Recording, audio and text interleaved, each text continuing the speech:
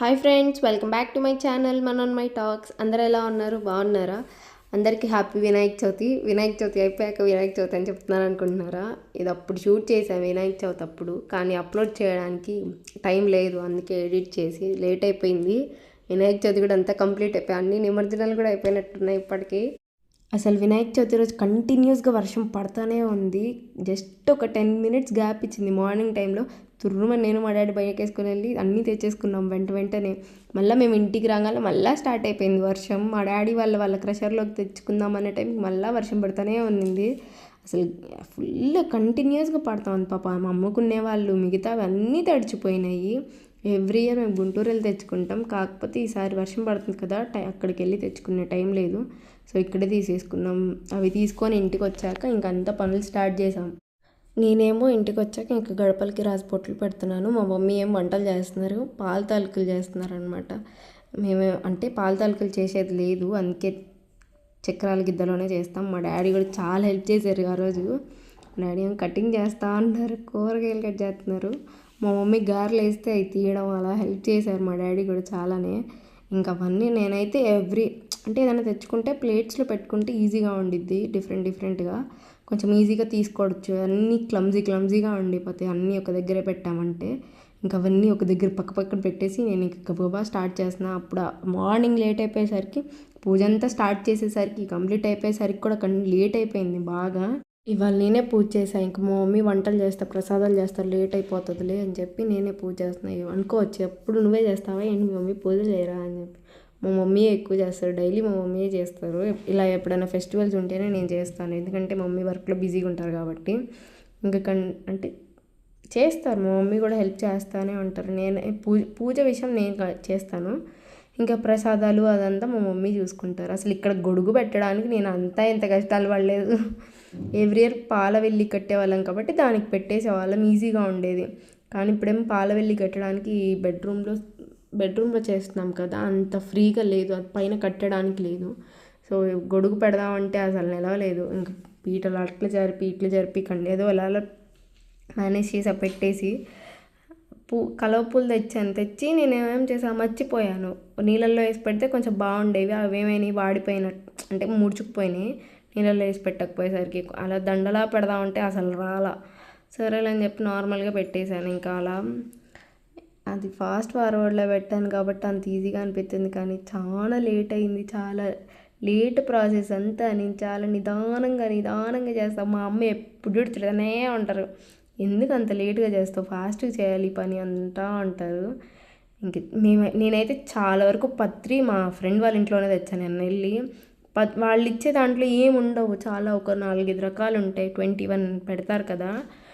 కానీ అక్కడేం వాళ్ళేమి ఇచ్చే దాంట్లో అంత ఉండవు కాబట్టి వాళ్ళ ఇంటి దగ్గర ఉంటాయి, చాలా ఉంటాయిలే అని చెప్పి అక్కడికి వెళ్ళి కోసుకొని వచ్చాం. ఇంకా ఆ మామిడాకులు కూడా అవి తెచ్చి పత్రి కోసం అని తెస్తే అవి అట్లా బాగున్నాయి లేదని చెప్పి ఇంకా అట్లా పెట్టేశాను. అంటే డెకరేషన్ చేద్దాం అనుకున్నా కానీ టైం లేదు, ఫస్ట్ పాయింట్. ఇంకొకటి పాలవెల్లి కట్టే స్పేస్ లేదు, ఇంకా అందుకే పెట్టలేదు.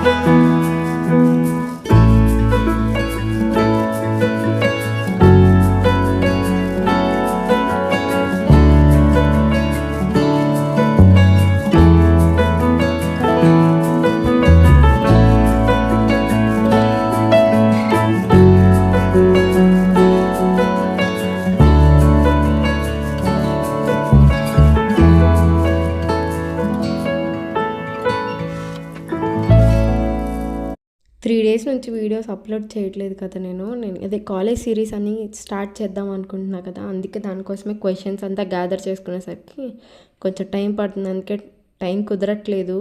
అంటే కాలేజ్, ఇల్లు, ఇంకా ప్రజెంటేషన్స్ అన్నీ ఉన్నాయి. ఇప్పుడు T2s T3s జరుగుతాయి కదా, మిడ్ అయిపోయాక అవి జరుగుతున్నాయి. సో ఇంక అందుకే టైం కుదరక అప్లోడ్ చేయట్లేదు. కాలేజ్ సిరీస్ అని స్టార్ట్ చేశాక ఇంక కంటిన్యూస్గా వీడియోస్ వస్తూ ఉంటాయి. ఇంకొకటి వీడియో అప్లోడ్ చేద్దామంటే వాయిస్ ఓవర్తో అప్లోడ్ చేద్దాం అనుకుంటున్నాను కదా. వాయిస్ ఓవర్ ఇద్దామంటే ఇట్లా నార్మల్గా ఫోన్లో వాయిస్ ఓవర్ ఇస్తుంటే బ్యాక్గ్రౌండ్ అంతా నాయిజీగా ఉంటుంది. సో మైక్లో ఇస్తే బాగుండిద్ది కదా, మైక్ ఏమో లేదు.